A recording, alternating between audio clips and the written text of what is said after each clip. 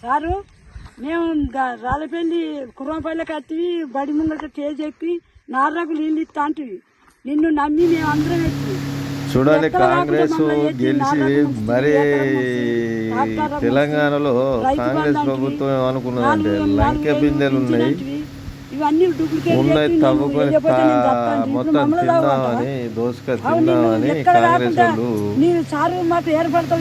వాళ్ళు చూసారు. కానీ బడ్జెట్ లేక బొక్కబోర్లో పడుతుర్రు.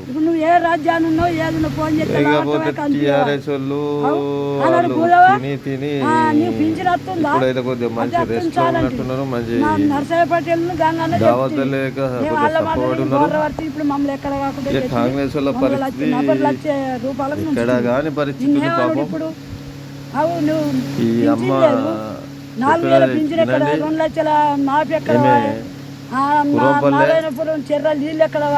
ఇదెల్లా అన్ని మోసపుచ్చింది మీరు అయ్యపోతే నేను చస్తాను మమ్మల్ని చస్తాను బతుకుతాం నేను చస్తాను. ఈ మాటలు చేయాల్సిందే. నా పొలాలు చూస్తున్నావు రెండు మళ్ళీ వేసుకుంటే ఈ రోజుల్లో ఈ 3 నెలల్లో ఇంత విమర్శలకు గురైతుందంటే కాంగ్రెస్ ప్రభుత్వం ఏ స్థితిలో ఉందో ఒకసారి ఆలోచించాలి. మందులకాయ గంగలేస్తుంది. నువ్వు ఇప్పుడు నేను ఎక్కడ కాకుండా చేసినట్టు ఇప్పుడు నువ్వు ఏ రాజ్యాన్ని ఉన్నావో ఏ దేశాన్ని ఉన్నావో. కాలక్రమేణా ఏదో అప్పుడు బాగానే వర్షాలు పడ్డాయి. టీఆర్ఎస్ ప్రభుత్వం కాకుండా ప్రత్యేకించి వర్షాలు కూడా బాగా పడ్డాయి. వరద కెనాల్లో సుధా నీళ్లు ఉన్నాయి. కావున అందరూ మంచి పంటలు తీసుకున్నారు. కానీ ఇప్పుడు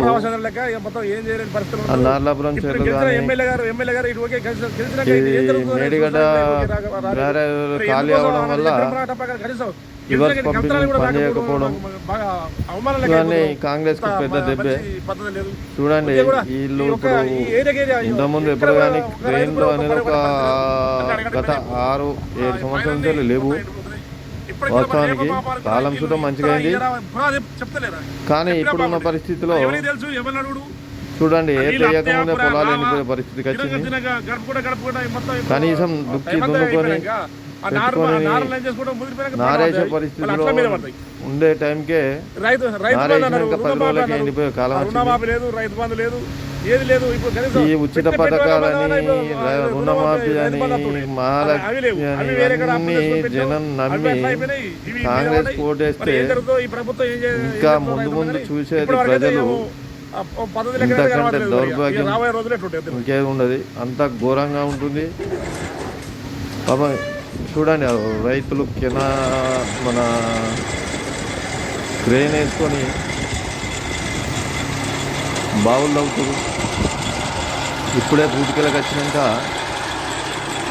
మరి ఇంకా దేశం మన ఎండలే చాలు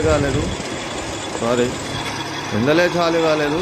ఇప్పటికే పొలం వేయకముందే బాయిలు అవే పరిస్థితికి వచ్చినామంటే మున్ముందు ఇంకా ఎంత దుస్థితి ఉంటుందో చూడండి.